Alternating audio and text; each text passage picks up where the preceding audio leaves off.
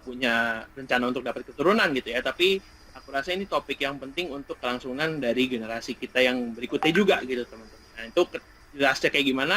Nah kita sore ini ada 2 narasumber gitu ya teman-teman, ada Dr. Donna Angelica dan Dr. Winur Widianti SPOG, spesialis obstetri dan ginekologi dengan pengalaman puluhan tahun. Dan teman-teman nanti selama topiknya berlangsung, jadi pemaparan dari Dr. Donna dan Dr. Winur, itu teman-teman jika ada pertanyaan seputar topiknya bisa langsung chat di kolom Zoom-nya gitu ya teman-teman. Nanti jika ada waktunya aku akan coba bantu untuk tanyakan dan nanti akan dibantu jawab oleh Dr. Donna dan Dr. Winur gitu teman-teman. Nanti selama pemaparan teman-teman boleh bertanya di kolom chat di Zoom ya. Nah, kita langsung aja deh, jangan lama-lama, kita langsung ke narasumber kita yang pertama. Itu aku boleh minta background-nya. Beliau namanya Dr. Donna Angelica.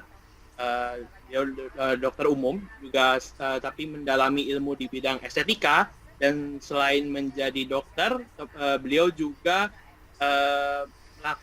melakukan mengajar untuk para dokter-dokter yang akan memperdalam ilmu di bidang estetik. Jadi bukan hanya aktif sebagai dokter, tapi juga pengajar juga untuk estetika gitu ya.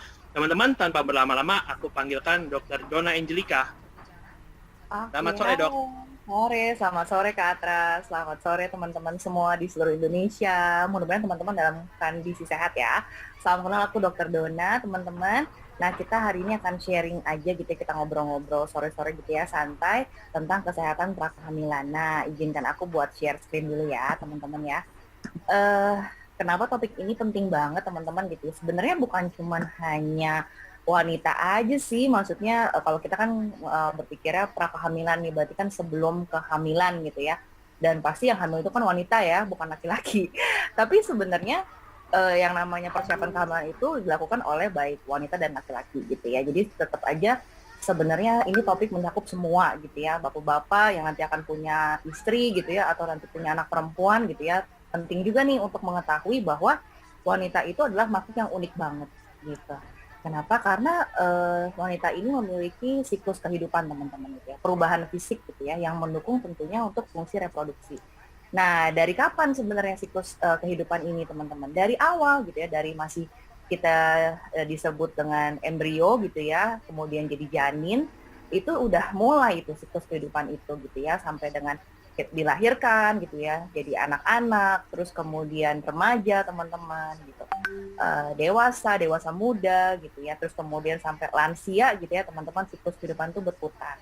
Nah teman-teman, di setiap siklus kehidupan itu terjadi perubahan-perubahan yang unik teman-teman gitu ya, pada setiap fase kehidupannya.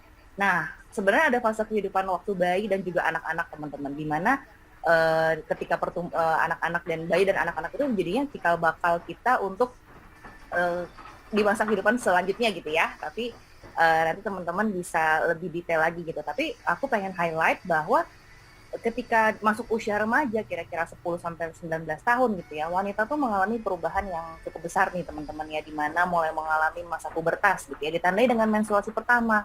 Terus kemudian perubahan fisik juga gitu ya, kalau pada wanita tuh tumbuh payudara, panggulnya makin lebar gitu ya. Perubahan kulit juga sama teman-teman gitu ya, sampai ke perubahan hormonal. Nah, di fase kehidupan berikutnya teman-teman gitu ya, fungsi reproduksi itu penting sekali karena sudah mulai nih gitu ya, masuk ke usia produktif teman-teman. Nah, tujuannya adalah di fase ini organ reproduksi itu berkembang dengan baik gitu ya, sehingga pada usia 20 sampai dengan 45 tahun organ reproduksi wanita itu memiliki fungsi reproduksi gitu ya, yaitu kehamilan dan juga menyusui gitu ya teman-teman ya. Nah, untuk kehamilan sendiri nanti akan ada narasumber yang sangat qualified gitu ya teman-teman ya, pengalamannya sangat banyak dan juga berpuluh-puluh tahun gitu ya teman-teman ya, mengatasi masalah kehamilan gitu ya. Dan kehamilan ini juga beberapa, jadi nggak cuma hamil terus selesai gitu teman, enggak ya. Tapi banyak loh sekarang ini gitu ya teman-teman, problem-problem dalam kehamilan gitu. Nanti akan dibahas oleh narasumber kita gitu ya. Tapi teman-teman perlu ketahui bahwa kehamilan itu terdiri dari 3 semester gitu ya. Dan di setiap semesternya ini perlu kebutuhan-kebutuhan khusus teman-teman gitu ya, sehingga nantinya akan mendukung si pertumbuhan anak gitu teman-teman. Nah apalagi kalau kita misalnya punya anak wanita juga gitu ya, perempuan juga teman-teman, wah siklus itu berulang lagi gitu ya. Nah sehingga teman-teman, kesehatan wanita itu sangat penting. Kenapa? Karena wanita ini adalah sebenarnya pilar gitu ya, yang nantinya akan menghasilkan melahirkan generasi-generasi selanjutnya gitu ya. Dan jadi pilar negara loh gitu ya, karena jadi sehingga kesehatan wanita itu sangat penting teman-teman. Kesehatan itu adalah kondisi sejahtera secara fisik, mental, dan sosial gitu teman-teman. Bukan artinya nggak ada penyakit ataupun tidak ada kesehatan. Jadi harus sejahtera ya, baik secara fisik, mental, maupun kehidupan sosialnya gitu. Baru seseorang dikatakan sehat teman-teman gitu. Nah, ada faktor-faktor luar yang dimana kita sebenarnya bisa kontrol gitu teman-teman ya, sebagai seorang wanita gitu, supaya kita terhindar dari penyakit gitu. Tapi faktanya teman-teman gitu ya, masih banyak yang belum teredukasi nih gitu ya. Bahkan para wanitanya sendiri nih nggak tahu bahwa kita tuh sering loh melakukan kebiasaan-kebiasaan umum yang sebenarnya kurang baik gitu teman-teman untuk kesehatan kita. Contohnya nih, makan nggak teratur gitu ya teman-teman ya. Nah sama, aku juga masih suka kayak gitu dengan pekerjaan yang sibuk gitu ya teman-teman. Kadang-kadang kita skip sarapan, bahkan kadang-kadang kita sarapan sama makan siang itu bareng gitu. Udah skip sarapan, makan siangnya juga terlambat gitu ya. Kadang-kadang jam 2, jam setengah 3 kita baru makan gitu ya teman-teman ya. Padahal itu kebiasaan yang kurang baik. Terus kemudian makan makanan cepat saji yang yang ada pewarnanya, ada pengawetnya teman-teman, ada penyedap rasa gitu ya. Dibilang katanya generasi milenial itu adalah generasi micin. Karena semua makanannya isi micin ya teman-teman ya, dikasih penyedap bumbu berasa gitu. Kayaknya kalau nggak ada micin tuh nggak enak gitu ya teman-teman ya. Ya tapi kalau teman-teman ngelihat makanan di luar sana yang gampang didapetin gitu ya, yang kalau kita misalnya GoFood ya udah makanannya pasti deh mengandung pewarna, pengawet, pemanis, penyedap rasa gitu ya. Udah otomatis pasti. Terus kemudian stres teman-teman gitu ya, wanita-wanita zaman sekarang kan wanita-wanita yang bekerja ya, berkarir teman-teman.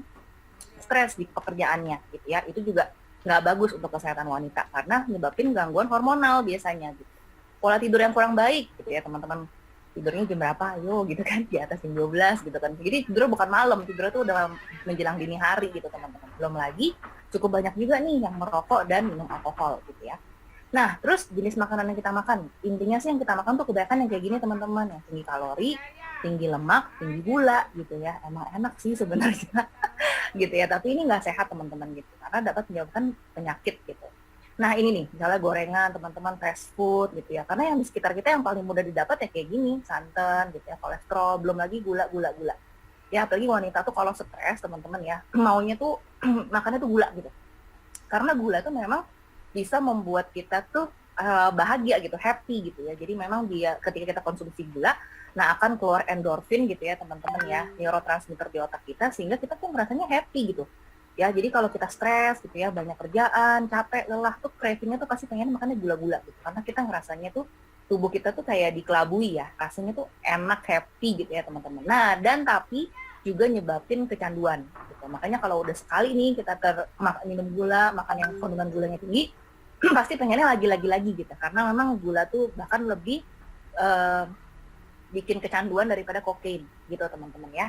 Nah, tapi kalau kita punya kebiasaan seperti itu, tentunya akan menyebabkan gangguan hidup kita teman-teman gitu ya, kualitas hidup kita, terus penyakit juga mulai berdatangan gitu. Apa aja sih? Kita bisa malnutrisi gitu ya, bisa kekurangan ataupun kelebihan nutrisi gitu ya.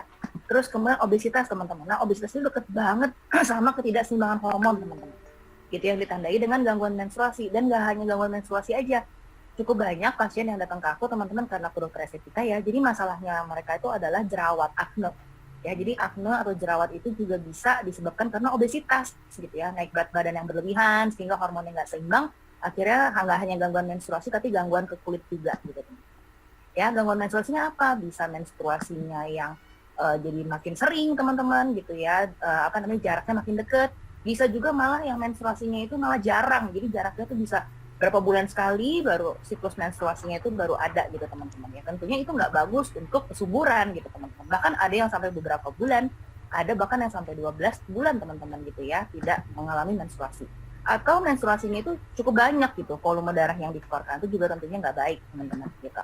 Nah, atau PMS nih, premenstrual syndrome-nya yang cukup berat teman-teman gitu ya, nyeri perut gitu ya, kram gitu. Bahkan sampai gangguan mood, dan bahkan sampai ada yang nggak bisa kerja juga gara-gara PMS teman-teman gitu ya. Dan penyakit-penyakit lainnya nih yang cukup umum pada wanita, contohnya adalah anemia dan juga osteopenia. Jadi kalau anemia ini jumlah zat besi Hb-nya atau hemoglobin darahnya rendah ya teman-teman ya, sehingga mengalami gangguan kayak capek gitu ya, lelah, pusing gitu ya, lemes gitu. Atau gangguan asupan kalsium ini juga sering nih, kekurangan asupan kalsium sehingga menyebabkan tulangnya jadi mudah keropos teman-teman gitu ya pada wanita, apalagi nanti ketika hamil juga asupan kalsium kan diambil ya oleh bayi. Terus kemudian nanti seiring dengan usia hormon estrogen mulai turun, sama pada wanita makanya rentan banget terjadi osteopenia maupun osteoporosis. Jadi tulangnya kurang padat gitu teman-teman. Ya, jadi kalau jatuh bisa gampang mengalami patah tulang. Nah, bagaimana cara kita menjaga kesehatan sebagai seorang wanita? Terutama pertama teman-teman, hindari stres berlebih teman-teman ya. Banyak denger audio datang ke pertemuan biar nggak stres teman-teman ya, biar semangat terus. Terus olahraga yang teratur teman-teman gitu ya, seminggu 3-4 kali olahraga yang sederhana aja, mungkin bisa power walk gitu ya bersama dengan pasangan gitu ya teman-teman, sekitar 30 menit mungkin gitu ya. Itu udah membuat tubuh kita jadi lebih sehat. Terus menghindari kebiasaan merokok dan minum alkohol ya, karena memang kedua kebiasaan ini kurang baik ya, dapat menyebabkan timbulnya radikal bebas pada tubuh kita, dan radikal bebas ini merusak teman-teman gitu ya organ-organ tubuh kita. Nah, terus kemudian perhatikan pola makan dan gizi yang seimbang dan tambah suplementasi teman-teman.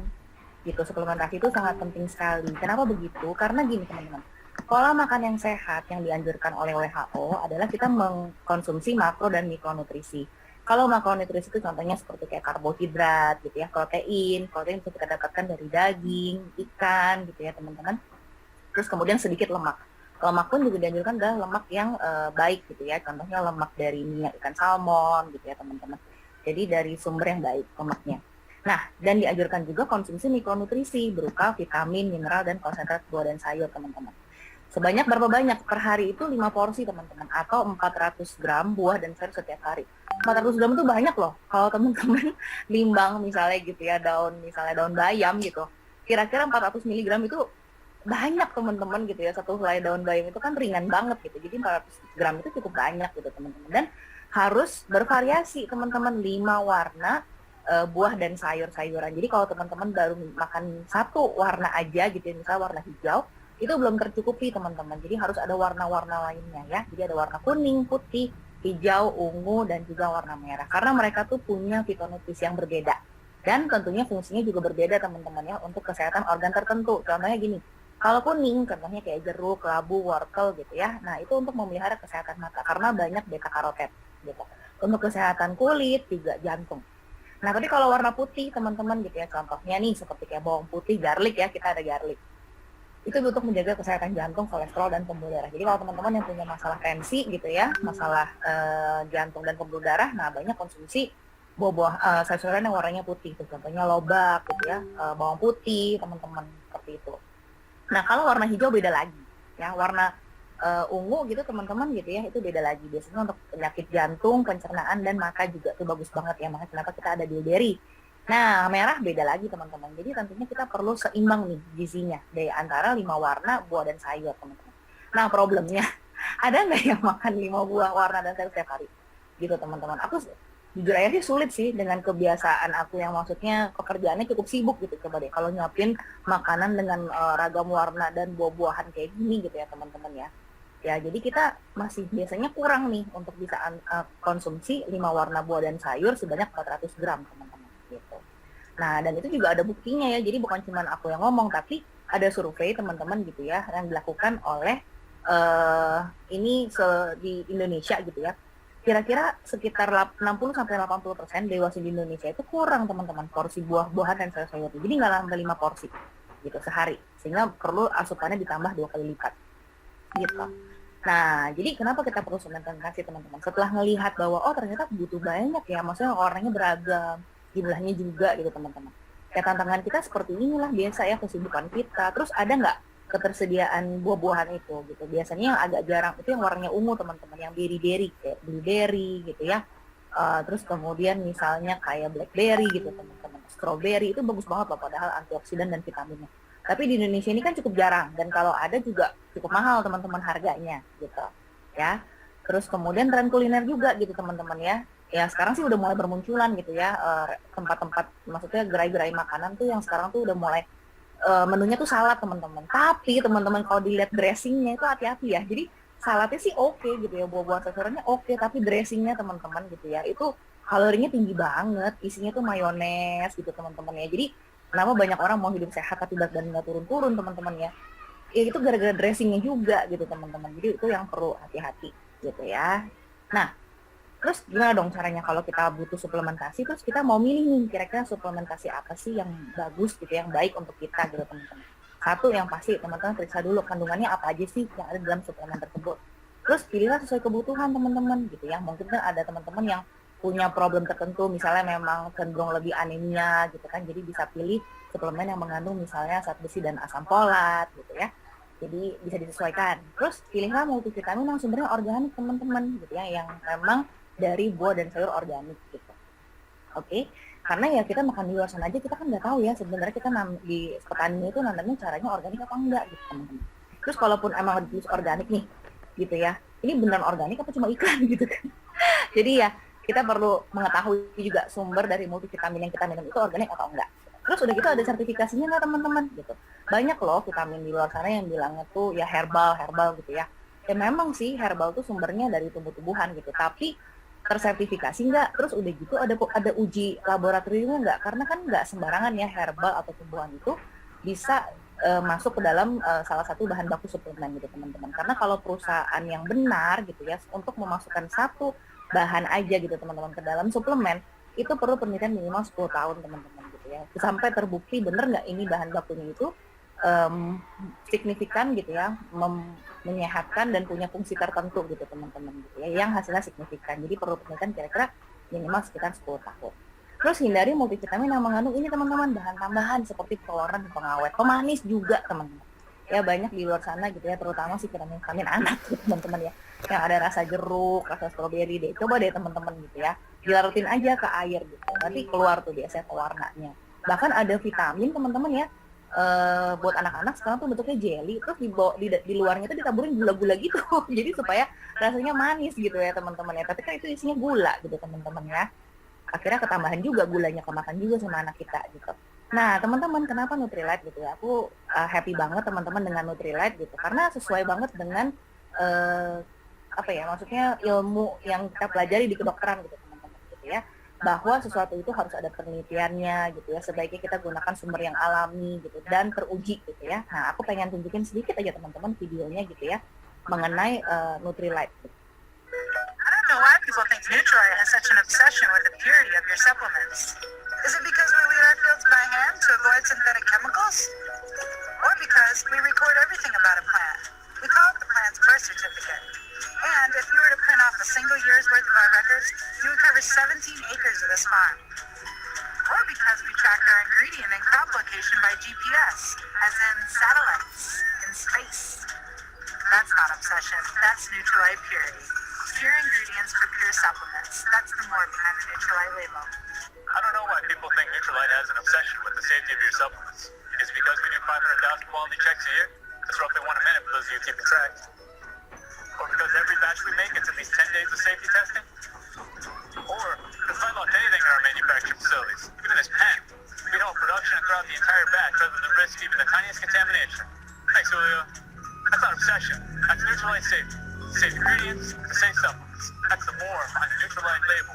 I don't know why people think Nutrilite has an obsession with the effectiveness of your supplements.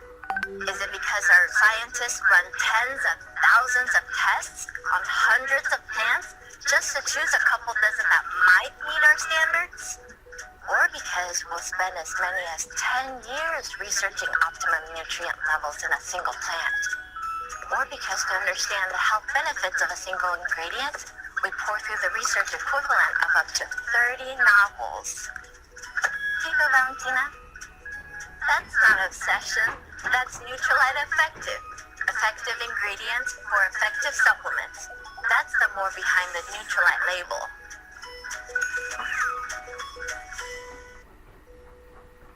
Oke teman-teman, jadi Nutrilite itu 3 tadi ya teman-teman ya, aman, alami, dan efektif.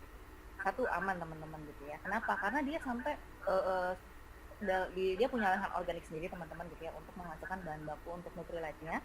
Terus sampai diawasi oleh kamera nih teman-teman ya, dari satelit gitu dari luar angkasa gitu teman-teman. Sampai di ladang organiknya sendiri tuh batas keamanannya melampaui USDA gitu ya, dan nggak sembarangan teman-teman. Terus kemudian alami juga gitu ya, bahkan pemupukannya aja tidak menggunakan pestisida teman-teman, penyuburnya pakai cacing gitu ya, cacing Mesir gitu ya untuk menyuburkan tanahnya, dan tidak boleh ada polusi tanah maupun udara gitu. Nah terus ini adalah 4 lokasi ladang organik Nutrilite teman-teman. Dan ada sertifikasinya, jadi bukan sembarangan bilang ini organik ya teman-teman, bukan gitu, tapi ada sertifikasinya, bahkan lembaga luar teman-teman yang sertifikasi. Jadi bukan MUI yang klaim gitu ya, Nutrilite yang klaim bahwa ladangnya itu organik, tapi emang ada sertifikasi, ada lembaga luar teman-teman yang menilai ini sebenarnya memenuhi syarat nggak untuk sertifikasi organik ya. Dan ada 27 negara yang bermitra teman-teman untuk sesuai dengan kualitas organiknya, standarisasi Nutrilite untuk memproduksi bahan bakunya Nutrilite ya. Nah, efektif, aku juga senang banget nih teman-teman. Kenapa dia bisa efektif ya? Kalau teman-teman ngeliat tuh mungkin brand di luar sana ada yang dosisnya tinggi teman-teman, tapi kalau Nutrilite ada yang dosisnya tuh cukup gitu untuk kebutuhan tubuh kita per hari ya, karena dia sangat efektif, dia memanen semua produk-produk panennya gitu ya untuk dibuat Nutrilite. Itu benar-benar di masa waktu yang dimana kandungan nutrisinya itu paling tinggi ya. Contohnya nih, ada waktu-waktunya, misalnya teman-teman untuk memanen satu buah ceri gitu ya, acerola cerinya dia yang untuk vitamin C, itu jam 2 pagi tuh, jam 2 pagi teman-teman petaninya benar-benar metik di saat waktu memang nutrisinya itu paling optimal gitu. Terus dalam waktu 20 menit pertama sejak dipanen itu sudah harus dikeringin teman-teman untuk ngunci kandungan nutrisi ya yang ada di dalam buah-buahan dan sayur-sayuran yang mereka panen gitu, dan dikeringkan gitu. Terus kemudian diproduksi menjadi Nutrilite yang kita minum, dan sudah ada sertifikasi halal MUI teman-teman. Ini yang paling sulit loh ya, bahkan sampai harus ngundang loh mereka-mereka ya yang melakukan evaluasi sampai bisa dikeluarkan sertifikat halal gitu. Nah, kira-kira Nutrilite-nya apa aja sih teman-teman gitu ya. Tadi kan kita ngeliat tuh siklus kehidupan wanita tuh ternyata dari mulai anak-anak, dari mulai sebenarnya bayi teman-teman, dari mulai dikandung sama ibunya gitu ya, terus kemudian dia lahir gitu ya, terus mulai usia 1 tahun, 5 tahun sampai dengan remaja. Nah, berarti kan peran nutrisi itu sangat penting ya, nggak cuma hanya untuk wanita dewasa aja, tapi dari sejak anak-anak juga perlu teman-teman gitu ya, untuk menunjang masa perkembangan dia ke remaja maupun sampai ke kehamilan kita. Nanti akan dibahas sama Dr. Winur. Nah, nutrisi anak ada apa aja teman-teman? Ini ada Nutrilite concentrated fruit and veggies ya, kandungannya buah dan sayur, yang terutama nih bagus banget buat anak-anak yang susah makan sayur. Gitu. Karena kan tadi ya, anak-anak tetap perlu makan sayur itu sama teman-teman gitu ya, perlu 5 warna tersebut gitu untuk memenuhi kebutuhan fitonutrisinya dan juga mineral dan juga vitaminnya gitu ya. Bisa membantu untuk memelihara daya tahan tubuh, kesehatan mata ya. Anak tuh banyak loh yang punya masalah kesehatan mata teman-teman. Nah, si concentrated fruit and veggies ini punya lutein ya yang ada di dalam blueberry gitu untuk menjaga kesehatan mata. Nah, 1 tablet sama dengan 5 porsi buah dan sayur bisa dikonsumsi untuk anak 1 tahun ke atas, dan ini enak banget karena konsumsinya dengan cara dikunyah, jadi kayak makan permen gitu teman-teman. Tapi rasanya nggak manis, manisnya itu dari buah-buahan dan sayur-sayuran, jadi bukan dari gula. Nah, kemudian kalsium teman-teman, ada juga chewable calcium untuk anak-anak untuk memelihara tulang dan gigi, karena anak-anak kan dalam masa pertumbuhan ya. Jadi kalau anak kurang kalsium biasanya giginya juga kurang kuat teman-teman ya, cepat gampang berlubang, terus kemudian kalau kurang kalsium juga kurang tinggi biasanya anaknya gitu. Nah, dimulainya dari kapan teman-teman diberikannya? Dari mulai anak-anak. Jadi waktu itu aku juga dapat ya, ada konsultasi grup aku di luar kota teman-teman. Anaknya perempuan, tapi sayang banget dia konsultasi ke aku tuh setelah anaknya kurang lebih umurnya udah 14 tahun atau 15 tahun teman-teman. Sebenarnya udah agak terlambat kalau mau ngejar tinggi. Jadi anaknya tuh kurang tinggi teman-teman, cuma 120 atau 130 gitu di usia 14 tahun gitu. Waduh, kalau untuk wanita sebenarnya itu udah agak terlambat ya, karena kan wanita biasa mulai pubertas itu di usia ada yang 9 tahun, sekarang malah 10 tahun tuh justru di situ tuh yang waktu ngejar ke tingginya gitu teman-teman gitu ya. Jadi ya seharusnya lebih dini kita berikan suplementasi untuk anak-anak supaya pertumbuhannya baik gitu. Nah, terus kemudian chewable iron zat besi gitu ya. Nah, ini bukan cuma dikonsumsi oleh ibu-ibu yang anemia atau wanita yang anemia, enggak teman-teman, anak-anak juga perlu, karena zat besi diperlukan untuk pembentukan sel-sel darah merah, menghantarkan nutrisi dan oksigen ke seluruh tubuh. Mencegah anemia pada anak ya, ada juga teman-teman anemia pada anak, jadi bukan cuma pada wanita. Anak-anak juga bisa mengalami anemia. Dan bisa meningkatkan daya konsentrasi, meningkatkan perkembangan saraf dan juga otak teman-teman ya. Dosis anjuran 1-2 tablet sehari. Oke. Nah, kemudian vitamin C ya terbuat dari konsentrat acerola cherry dan jeruk. Sebagai antioksidan alami, membuat kulit, tulang, sendi jadi sehat teman-teman gitu ya, meningkatkan produksi kolagen gitu.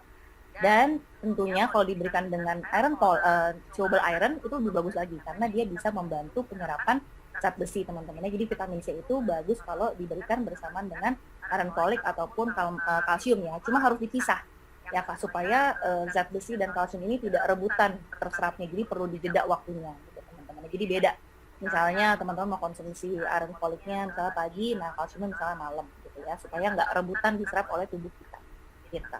Oke. Dan juga high protein, wah ini bagus banget buat anak-anak deh, high protein ini teman-teman. Mengandung 9 asam amino, meningkatkan kekebalan tubuh, pembentukan otot, dan pokoknya bagus banget lah untuk anak-anak, terutama anak-anak yang sulit makan gitu ya. Aku pernah berapa kasus yang anak-anak susah makan dikasih protein, tetap anaknya tuh sehat dan badannya jadi berisi teman-teman ya, walaupun asupan makanannya agak susah gitu, tapi tergantikan dengan protein. Kemudian phyto powder, anak-anak kan suka snacking ya teman-teman. Nah, kita sebagai orang tua bisa gantikan snackingnya dengan phyto powder, lebih sehat, tinggi serat, dan juga rendah kadar gulanya dibandingkan anak-anak makan atau minum minuman yang manis-manis gitu ya teman-teman, kayak boba gitu zaman sekarang. Nah, bagaimana dengan nutrisi milenial dan wanita dewasa teman-teman ya, wanita milenial dan dewasa. Nah, contoh yang bisa dikonsumsi teman-teman gitu ya, yang diperlukan adalah double X nih. Kalau anak-anak kan tadi bisa concentrated fat and veggies. Nah, kalau dewasa kebutuhan lebih banyak, jadi bisa konsumsi double X, 12 vitamin, 10 mineral, dan isinya konsentrat buah dan sayur teman-teman ya. Manfaatnya sebagai antioksidan, meningkatkan daya tahan tubuh, dan dapat menghambat proses penuaan nih. Jadi kalau wanita yang nggak mau keluar fungsi tubuhnya tetap bagus, awet muda, kulitnya juga tetap kencang teman-teman ya, konsumsilah double X dengan dosis anjuran 2 kali 1 set sudah makan. Dan protein juga ya, jadi dewasa juga perlu protein. Kenapa? Karena kita perlu energi. Kita terus membentuk sel kulit yang baru gitu ya, otot yang baru, tulang yang baru teman-teman. Bisa membantu untuk produksi hormon dan enzim gitu ya. Dan juga menggantikan sel-sel tubuh kita dengan konsumsi high protein. Nah, ini kan salmon teman-teman ya, untuk melancarkan peredaran darah gitu ya, menjaga kesehatan saraf dengan dosis anjuran 1-4. Nah, kalau untuk wanita terutama kan tadi kan banyak ya yang mengalami masalah osteopenia dan osteoporosis. Jadi kita perlu menabung kalsium teman-teman. Bukan nanti gitu ya, bukan nanti kalau udah mau nanti udah hamil baru konsumsi kalsium. Enggak, sebenarnya kita nabung kalsium itu dari sekarang, dari kita masih muda, dari sebelum kita menikah. Mohon maaf, sebentar ya, 1 menit lagi aja.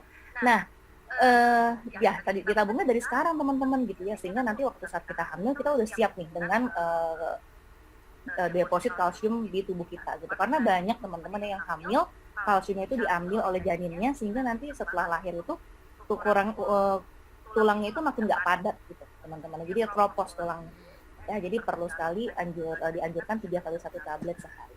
Nah, terus teman-teman gitu ya, kalau teman-teman yang misalnya mau program hamil gitu, ini nyinggung dikit ya, itu juga sangat perlu banget loh iron folic, karena iron folic atau zat besi iron folic kita mengandung zat besi dan asam folat yang fungsinya teman-teman ternyata kedua ini ya ternyata bisa membentuk sel darah merah gitu ya. Terus kemudian dia juga membantu loh untuk kesuburan teman-teman, yang membantu untuk mengembangkan supaya bayi yang dikandung itu gitu ya, sel tubuhnya terbentuk dengan baik dan mencegah bayi cacat lahir. Itu si iron folic gitu ya, dan juga bagus sekali untuk pembentukan sel telur dan juga sel sperma.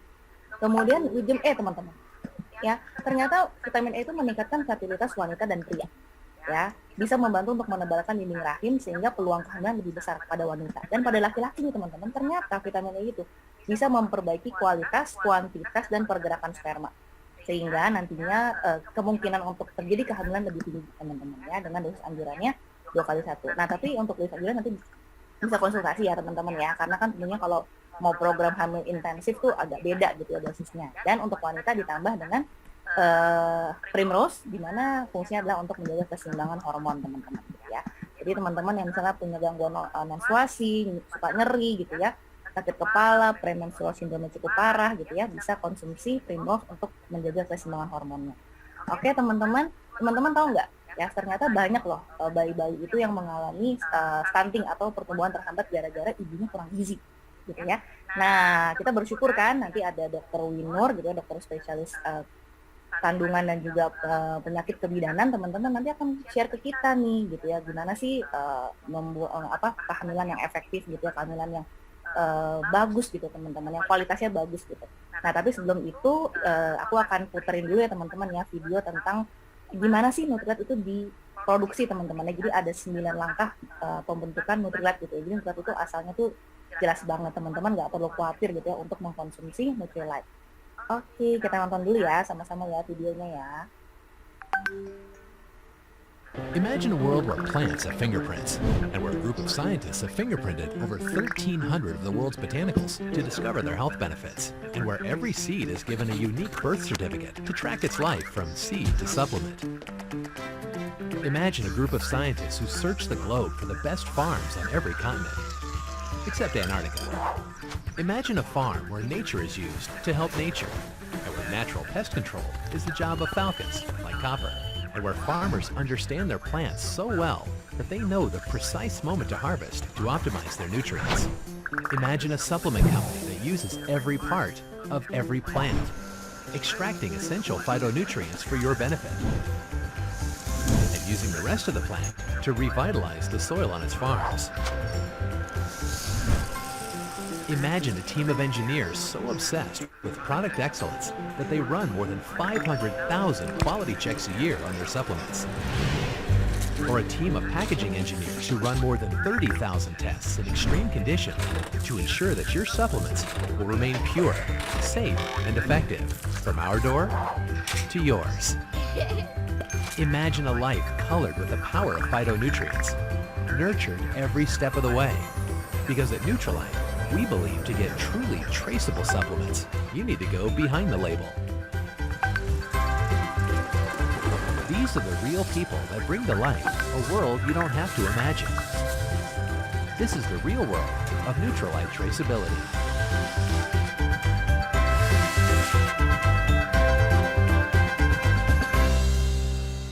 Oke, wah keren banget ya teman-teman ya, proses pembuatan Nutrilite itu sampai sedetail itu teman-teman gitu ya. Jadi kita aman gitu ya, kita dilindungi gitu teman-temannya dengan suplementasi yang bagus banget gitu.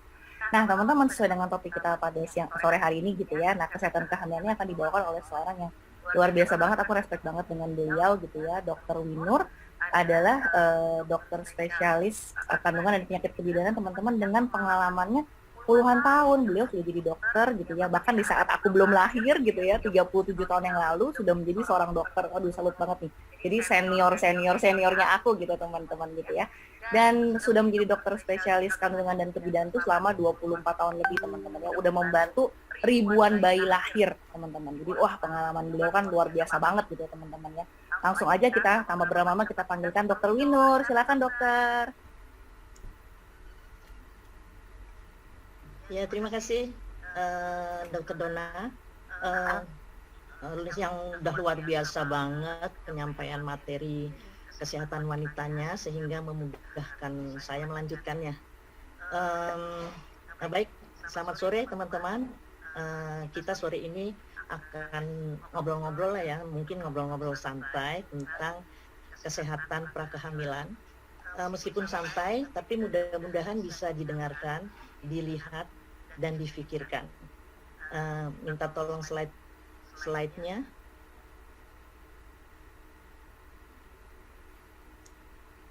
Oke, slide berikutnya. Terima kasih. Baiklah, teman-teman, kalau melihat slide ini, apa yang dipikirkan? Kok jadi bingung ya? Tadi katanya mau ngomong kesehatan, kenapa sekarang buah-buahan dan sayur-sayuran yang ditampilkan? Nah, di sini uniknya. Jadi untuk kalau kita lihat di sini sayur dan buah-buahan yang ada di sini ini jelas produk premium karena dilihat dari warnanya, dari bentuknya. Dan apakah sayur-sayuran dan buah-buahan yang premium ini dihasilkan secara spontan? Jawabannya tentu saja tidak. Jadi sebelumnya ada persiapan yang matang ya. Kita siapkan dulu lahannya, tanahnya, dicampur pupuk, dikasih air. Kemudian sudah clear, tidak ada hama, tidak ada tikus dan lain sebagainya, baru ditanamkan, kita cari bibit yang premium juga dan ditanam. Dan teman-teman tahu Pak Tani itu nggak ada tanggalan merah ya teman-teman ya. Setiap hari dia ke lahannya, atau ke sawahnya, ke kebunnya lah ya, untuk melihat, memantau apakah bibit yang ditanam ini baik-baik saja, pupuknya baik, airnya baik, ada masalah atau tidak. Nah, kenapa saya membicarakan ini di awal slide? Untuk difikirkan bahwa sebetulnya konsep kehamilan itu sama dengan orang bercocok tanam. Ada 4 hal yang harus bagus, yaitu bibitnya, lahannya, pupuknya, dan air yang dipakai. Mungkin tolong slide berikutnya. Ya, jadi ini kehamilan itu persiapannya ada bibitnya, yaitu bibitnya ada sperma dan ada telur. Halo, bapak-bapak, kaum pria. Jadi bapak-bapak dan kaum pria ini peranannya 50% ya sebelum terjadi kehamilan. Jadi topik ini bukan saja diperlukan untuk wanita, ibu-ibu, bukan. Jadi pria-pria juga nih, karena spermanya dari mana kalau bukan dari pria ya. Nah, jadi bibitnya dari sperma dan telur. Jadi karena saat sperma membuahi telur, terjadi konsepsi, itu kualitasnya 50% dari sperma. Nah, jadi tentu saja lahannya juga, yaitu wanita lah jelas ya. Kemudian kalau kita lihat gambar kelima dari kiri, itu terjadinya konsepsi itu di ujung dari saluran indung telur, di mana nanti dia akan membelah dan terdorong akhirnya tertanam di dalam rahim yang berkembang secara bertahap dan besar dan siap dilahirkan. Nah, tentu saja untuk menghasilkan produk yang premium ini jangan kalah sama Pak Tani ya. Jadi itu kita tentu saja persiapannya nggak main-main, persiapannya kompleks. Jadi persiapan kehamilan tuh nggak cukup ijab sah terus siap hamil, tidak. Enggak ya teman-teman ya. Jadi persiapannya itu harus sehat. Suami istri, calon bapak, calon ibu harus sehat. Lahir batin. Kemudian berat badannya kalau bisa ideal. BMI-nya, body mass index-nya juga normal. Tidak ada sindrom metabolisme, tidak ada infeksi, gizinya baik, tidak merokok dan tidak mengkonsumsi alkohol. Jadi persiapannya sebetulnya serius gitu untuk bisa nanti panennya. Nah, panennya adalah produk premium, yaitu generasi penerus keluarga teman-teman, bahkan bangsa, kata Dr. Dona. Jadi penerus bangsa Indonesia itu. Jadi jangan lahir bayi-bayi yang stunting atau kerdil atau BBLR, berat badan lahir rendah, atau prematur, dan banyak kasus-kasus kurang gizi yang lain. Gitu ya. Karena begini teman-teman, di Indonesia, nggak usah jauh-jauh deh, di Jakarta, menurut info teman-teman yang di lapangan, di Jakarta Utara dan Timur itu kasus stuntingnya tinggi sekali saat ini. Gitu ya. Karena juga banyak lahir dari ibu-ibu dengan usia antara 14 sampai 19 tahun, di mana sudah jelas fungsi reproduksinya belum siap, gitu. Nah, jadi apa yang harus kita siapkan? Mungkin slide berikutnya. Apakah suara saya jelas? Jelas dok, jelas. Jelas dok, jelas. Oke, ya. Slide bisa tolong slide berikutnya. Nah, jadi yang kita siapkan sebenarnya adalah sel tubuh manusia atau human cell. Jadi manusia itu diciptakan Tuhan itu teman-temannya bukan dari seonggok daging terus ditiupin nyawa gitu ya. Kan kalau cerita-cerita waktu kecil dulu ditiupin nyawa nggak sesederhana itu ya teman-teman ya. Manusia itu kalau di breakdown, dipecah-pecah, bagian yang paling kecil itu namanya sel. Jumlahnya nggak bisa kita hitung karena sel tuh rapat banget di dalam tubuh kita ya. Mungkin satu jari kita aja miliaran kita nggak bisa hitung, apalagi seluruh tubuh kita. Nah, tapi poinnya yang kita harus pahami bahwa sel itu terdiri dari dinding sel dan ada inti selnya. Nah, salah satu dari inti sel itu adalah namanya DNA. DNA ini tugasnya adalah mencetak, menduplikasi, meregenerasi sel-sel berikutnya. Karena sel-sel tubuh kita itu hidupnya hanya 90 sampai 120 hari, dia mati. Dia kemudian digantikan lagi dan seterusnya. Seperti gambar yang di sebelah kanan itu, jadi kalau DNA-nya sehat, sel-sel berikutnya akan sehat. Tetapi kalau DNA-nya sakit, sel-sel berikutnya juga sakit. Nah, ini yang harus kita pikirkan kalau pada kehamilan itu karena sel-sel janin itu masih menyatu dengan sel tubuh ibunya, bisa saja terjadi kerusakan DNA janinnya sejak dalam kandungan. Gitu ya. Nah, terus gimana kita cara mempersiapkannya? Yaitu dengan pola hidup sehat. Jadi pola hidup sehat itu adalah tidur, memanage stres. Itu yang paling penting ya. Memanage stres, kemudian tidur cukup. Kalau dari referensi sih 7 sampai 9 jam, kemudian olahraga teratur 30 menit sampai 90 menit, mungkin 3-4 kali seminggu, kemudian makanan sehat. Mungkin slide berikutnya. Nah, apa saja yang paling yang bisa merusak DNA kita, yaitu yang disebut radikal bebas. Radikal bebas itu dapat dari mana? Radikal bebas itu bisa didapatkan dari kehamilan itu sendiri. Jadi kalau seorang wanita hamil, itu merupakan radikal bebas bagi DNA-nya sebenarnya. Dan juga kalau kita lihat di slide, bahan pengawet, rasa, pewarna, makanan, minuman, apapun itu ya sebenarnya, itu merusak DNA. Kemudian polusi, asap rokok, apalagi rokoknya. Kemudian kalau sinar mataharinya berlebihan, dia merupakan radikal bebas juga. Nah, stres ini. Jadi stres ini mungkin saya kira dari hidup sehat yang paling susah adalah kita memanage stres ya. Karena terutama kalau kita di Jakarta ini kayaknya syarat dengan stres gitu ya. Jadi stres ini harus kita manage. Memang nggak bisa kita hilangi, tapi kita bisa manage. Kemudian bahan-bahan kimia apapun, termasuk bahan kimia rumah tangga, contohnya mungkin baygon dan teman-temannya, segala pewangi ruangan, pakaian, setrikaan dan lain-lain. Kalau kita mau sehat ya itu tidak dipakai atau diminimalisasi, gitu ya. Nah, kemudian kemajuan teknologi. Nah ini dia, kemajuan teknologi itu yaitu gelombang elektromagnetik. Contohnya adalah komputer, televisi, handphone, wifi, gadget, microwave dan hampir semua barang elektronik. Jadi bisa dibayangkan ya teman-teman ya, kita hamil itu di lingkungan yang jelek kalau di saat sekarang ini.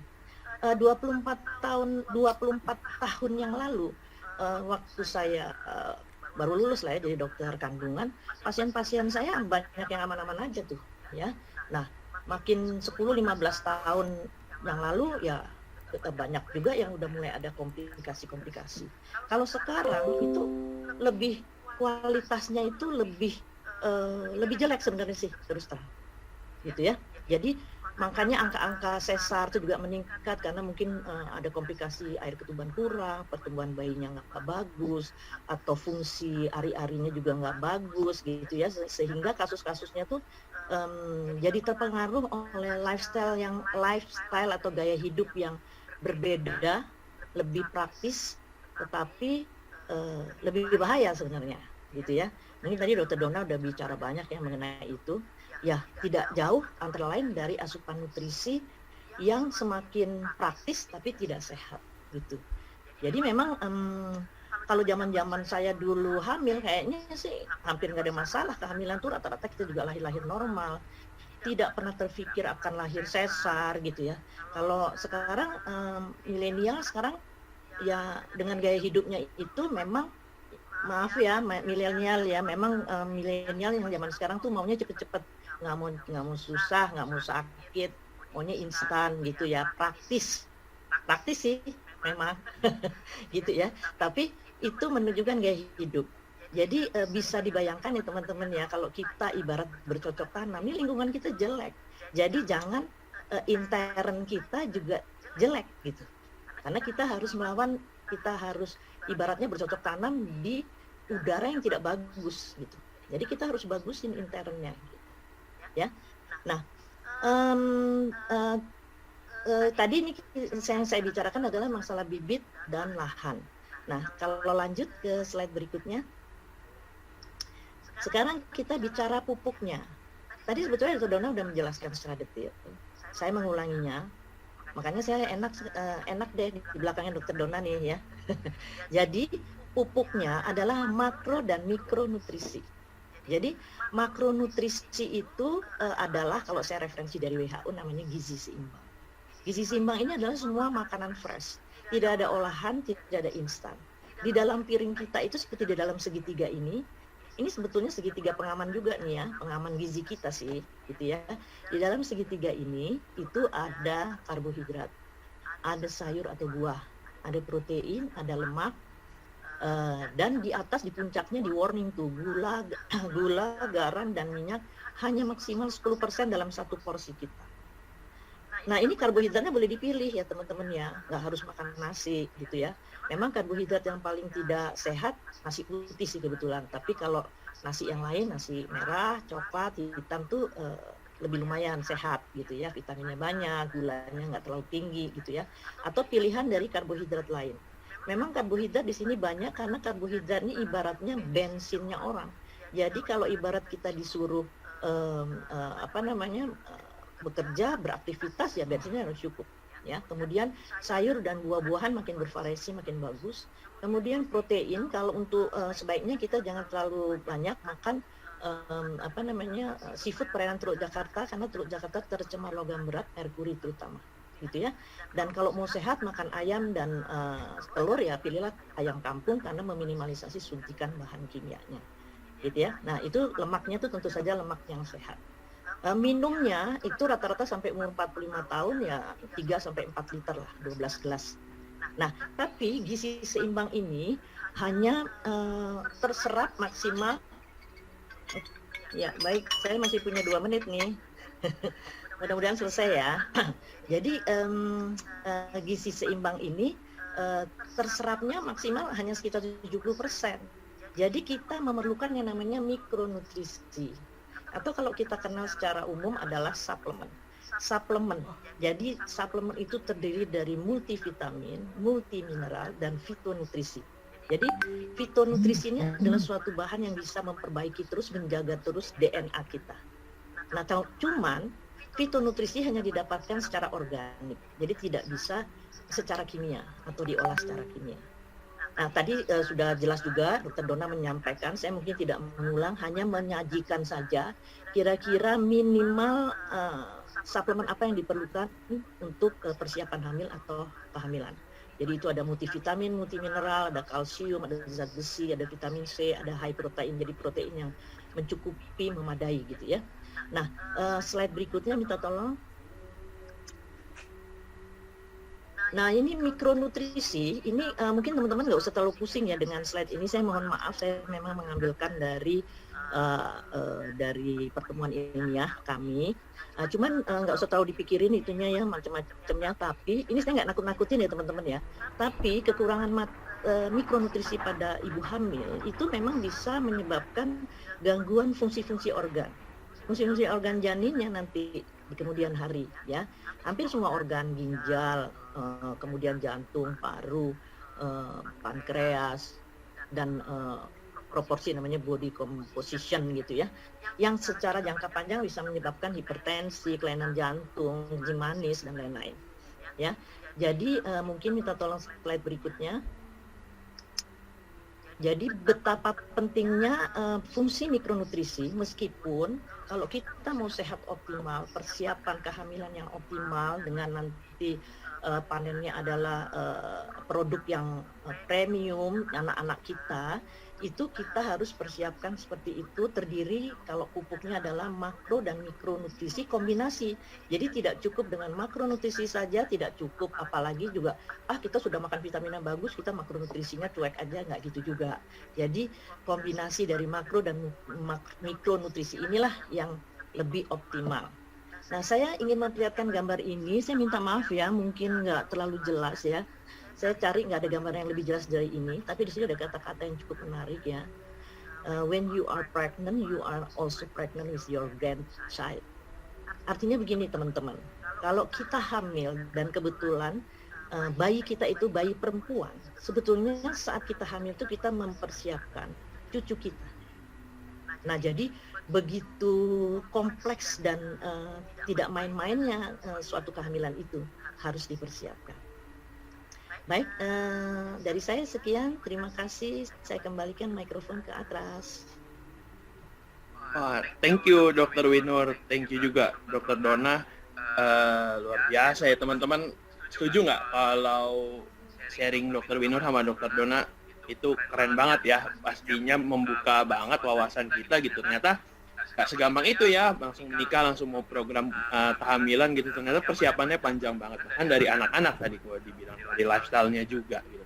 Nah, sebelum kita ke Q&A, kita ada satu sharing gitu ya teman-teman, dari seorang ibu Tri Utami. Beliau ibu rumah tangga, beliau juga lulusan dari sarjana komunikasi gitu ya teman-teman. Nah, beliau akan sharing pengalamannya dan kerabatnya ya, untuk pengalaman tentang kesehatan pra kehamilan gitu teman. Nah, gimana sharingnya? Aku nggak lama-lama, aku panggilkan Bu Tri. Silakan Bu Tri. Boleh di-unmute Bu Tri? Ya, Sudah. Ya. Oke. Selamat sore teman-teman semua. Selamat pagi untuk Pak Jo dan Bu Roma. Suara saya kedengeran nggak ya? Jelas Bu. Jelas. Jelas banget. Sorry. Ya, saya di sini hanya mau sharing ya teman-teman. Saya sebagai ibu rumah tangga, saya full time IBO. Saya bekerja sama dengan Pak Nelson di bisnis ini.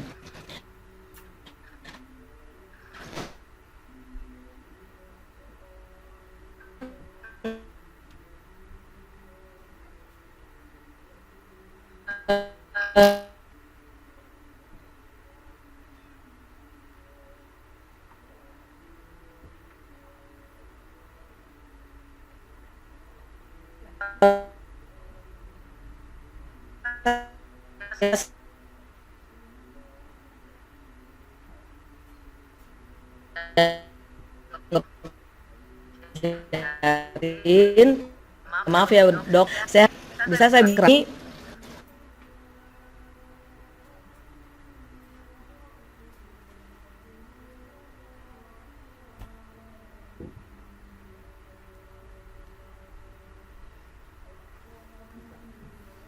Silakan Putri. Halo, ya, sorry tadi keputus. Ya. Tadi sampai mana ya? Oke. Gini, ada salah satu kerabat saya yang ingin memiliki anak setelah 5 tahun berkeluarga, dan mereka sudah kontrol ke dokter, dan ternyata sampai sudah sempat dibilang sama dokter untuk tidak bisa memiliki anak. Ya, itu dari si bapak yang sudah divonis seperti itu, teman-teman. Jadi karena melalui yang normal tidak bisa, dia ingin mengajukan pinjaman ke kami untuk mempunyai keturunan melalui bayi tabung sebanyak 60 juta saat itu, teman-teman ya, tahun 2017 2018, teman-teman. Waktu itu saya nggak setuju dengan Pak Nelson karena 60 juta itu sangat tinggi ya, pinjaman 60 juta sangat tinggi untuk satu kali bayi tabung. Kita tanya bagaimana, wah ini 80 juta nih ya, pokoknya kita cuma tanya kansnya berapa persen, apakah pasti jadi atau enggak. Dia juga bilang belum tentu. Nah, karena dia mau mengajukan sebegitu banyaknya pinjaman, saya nggak setuju.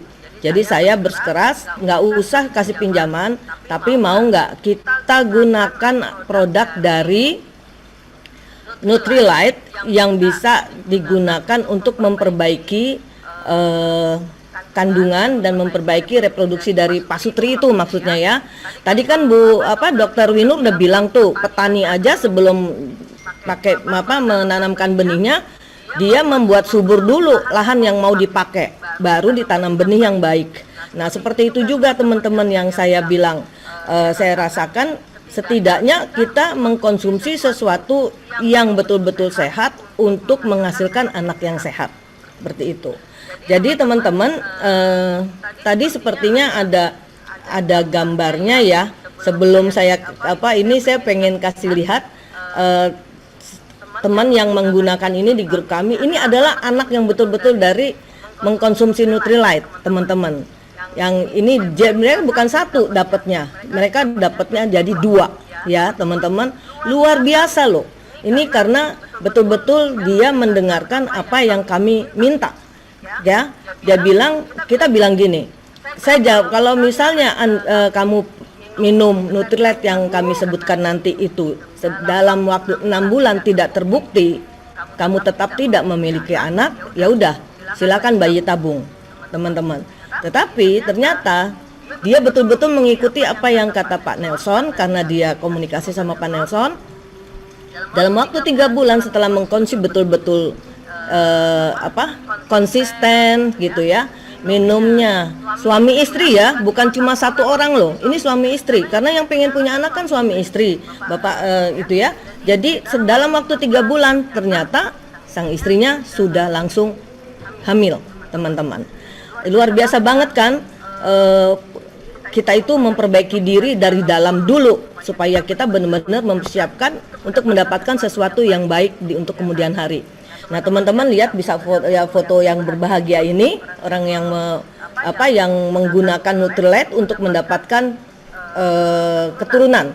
Nah, itu apa aja sih Nutrilite yang diminum, teman-teman? Nutrilite yang diminum itu ada, tadi Dokter Dona udah luar biasa banget ya kandungannya itu apa.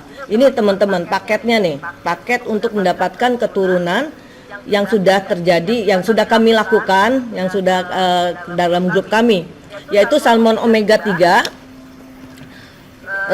double X, high protein, Wisdom E. Kalau wanita ditambah dengan Primrose, kalau laki-laki ditambah dengan iron folic.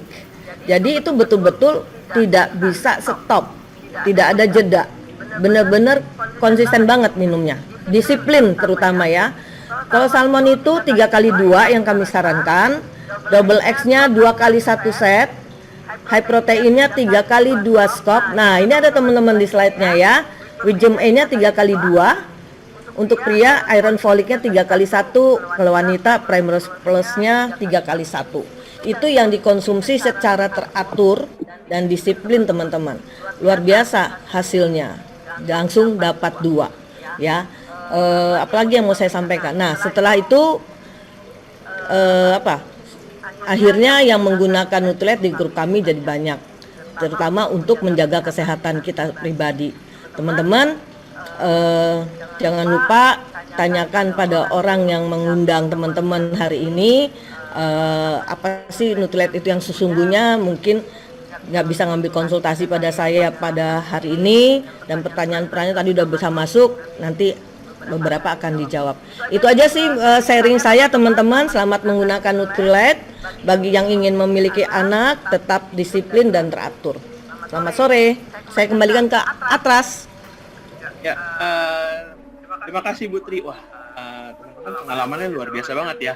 Jadi bayi tabung, suami istri mau konsumsi Nutrilite, tapi ada hasilnya bisa mendapatkan keturunan. Nah, teman-teman, ini aku masuk ke Q&A. Pak, aku mungkin Dokter Winur sama Dokter Dona, aku akan cepat aja. Mungkin aku rangkum beberapa yang agak sama ya kasusnya gitu ya, supaya kita nggak terlalu lama gitu, karena waktu kita terbatas banget. Mungkin ada dari Kak Salwa, Kak Veronica, Kak Shirley, Kak Elizabeth, ini bertanya mengenai masalah menstruasi. Jadi ada yang kasusnya, ada yang menstruasinya berubah-ubah, ada yang nggak bisa menstruasi harus pakai tambahan obat hormon gitu ya, Dokter Dona, Dokter Winur. Nah, ini masalah menstruasi ini pengaruhnya terhadap kehamilan gimana? Mengganggu apa enggak? Dan apa sih yang harus dilakuin untuk memperbaiki sistem hormonalnya itu supaya menstruasinya oke? Mungkin Dokter Dona dulu. Oke, thank you Kak atas pertanyaannya ya. Siklus tentang mengenai tadi siklus menstruasi ya. Jadi kalau untuk siklus menstruasi itu kan sebenarnya wanita itu punya siklus di mana setiap 28 sampai 32 hari sekali itu mengalami masa subur gitu. Dan setelah itu apabila terjadi kehamilan terjadi menstruasi ya. Sebaiknya memang menstruasi itu teratur gitu. Jadi memang ada time frame-nya, ada waktunya gitu. Jadi dan tentunya itu akan mempertinggi kesempatan untuk terjadinya kehamilan, karena jadinya tepat gitu loh Kak Atras, kira-kira masa suburnya itu di tanggal berapa sampai tanggal berapa gitu. Nah, sebaiknya memang kalau tidak teratur, dicari tahu penyebabnya apa gitu, karena memang sangat banyak sih sebenarnya penyebab menstruasi tidak normal gitu ya. Dari yang paling sederhana aja misalnya stres berat itu juga bisa, terus kemudian obesitas itu juga bisa, terus kalau ada sindroma gangguan hormonal itu juga bisa terjadi. Jadi perlu dicari tahu dulu penyebabnya apa sehingga bisa dikasih terapinya gitu sih Kak Atras. Tapi mungkin Dokter Winur ini lebih paham lagi nih, karena memang menangani banyak masalah ini ya Dok ya pastinya. Ya baik, saya setuju dengan yang disampaikan Dokter Dona. Jadi kalau saya sih biasanya kembali lagi secara naturalnya dulu. Jadi ya pola hidup sehat itu signifikan sih kalau dari pengalaman saya ya. Jadi kita pola hidup sehat sambil jadi yang pola hidup sehat yang tadi, jadi manage stres, kemudian tidur cukup, kemudian olahraga teratur, dan mengkonsumsi makro dan mikronutrisi. Nanti kita lihat dalam 3 bulan respon atau tidak. Nah nanti kalau tidak, baru nanti kembali lagi untuk pemeriksaan-pemeriksaan yang tadi. Gitu. Jadi di awal itu. Tapi kalau hubungannya dengan kehamilan, kembali lagi, halo bapak-bapak, pria, periksa spermanya dulu gitu ya. Nanti istrinya udah dijungkir balikin, periksa ini, periksa itu, keluar uang ini itu, taunya spermanya yang nggak ada, gitu ya. Jadi balik lagi, kalau hubungannya dengan kehamilan itu, kalau saya sih selalu menyuruh bapak periksa dulu deh spermanya, karena laki-laki itu tidak ada pemeriksaan lain kecuali sperma. Kalau perempuan